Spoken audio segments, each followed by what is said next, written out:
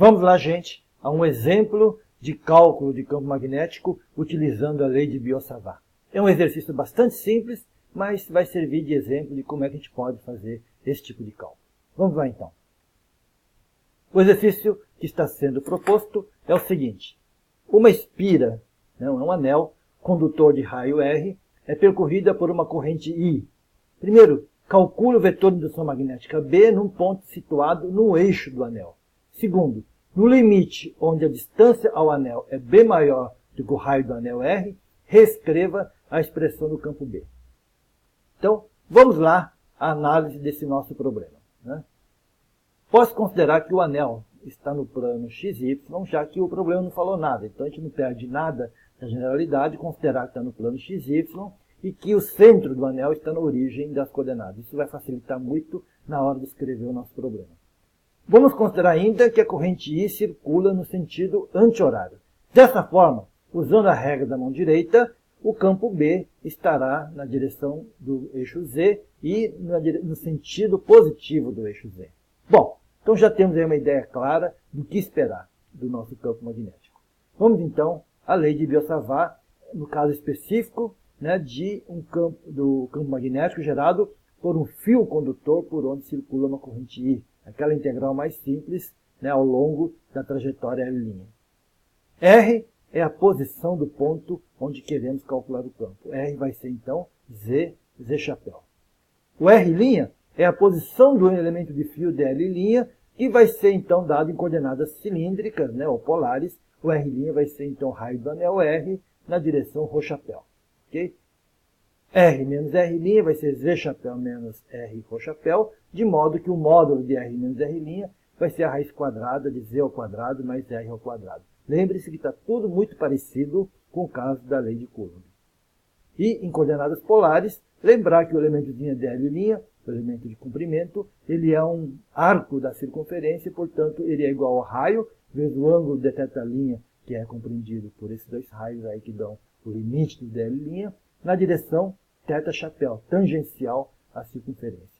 Temos ali, então, todos os elementos colocados e podemos começar a montar a nossa integral.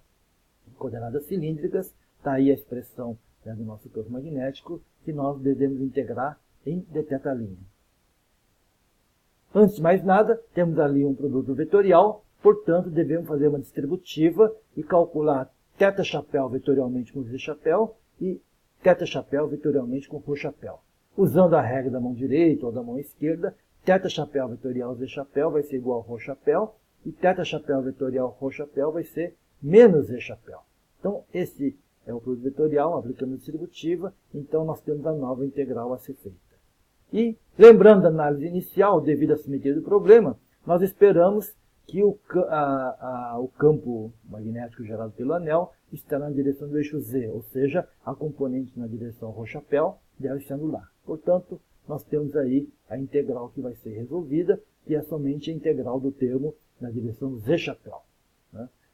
Olhando ali com atenção, nada depende do ângulo θ'. Portanto, tudo pode sair da integral e fica somente a integral de 0 a 2π de dθ', extremamente fácil, o resultado é igual a 2π, e temos, portanto, aí o nosso campo magnético calculado de uma forma bastante simples.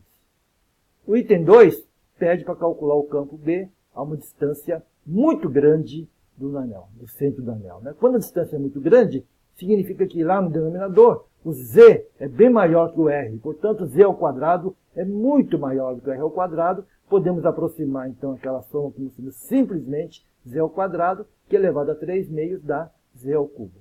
Então, e lembrando ainda que foi definido lá no módulo anterior o momento de dipolo magnético μ como sendo a corrente I vezes a área S. E no caso do anel, o círculo, a área do círculo é πr ao quadrado, então nós temos ali que o μ vai ser Iπr ao quadrado.